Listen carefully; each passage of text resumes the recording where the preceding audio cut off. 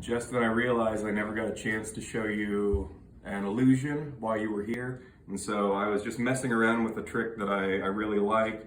And what I did was I changed the pattern or the story to something that I think may be a little more relatable.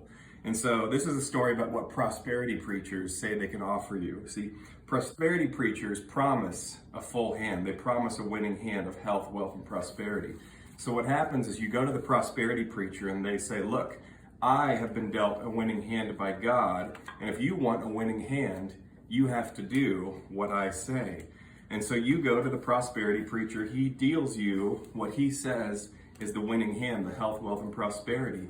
But the first time something bad happens, the prosperity preacher says, well, you need to sow a seed of faith. You need to give me a diamond if you want things to get better. So you take your seed of faith and you sow it to the prosperity preacher, but things still aren't getting better. So he says, well, you need to give me another diamond. You got to dig deep.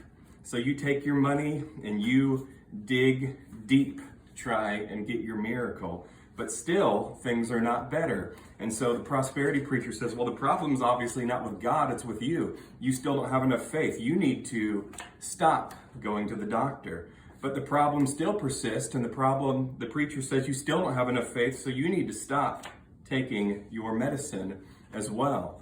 And so you realize that maybe the problem isn't with you, maybe the problem isn't with God, maybe the problem is with them, because see, these people look like they've been dealt a winning hand by God, but really these prosperity preachers are a bunch of jokers. See, they say they offer you health, wealth, and prosperity, but really they are empty. They are jokers. They are clouds without water. They have the substance of a winning hand, but not actually being a winning hand.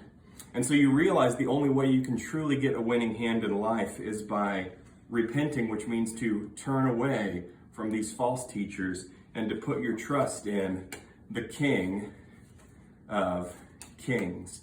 And then once you put your trust in the King of Kings, you realize it's not about whether you have a winning hand or a losing hand.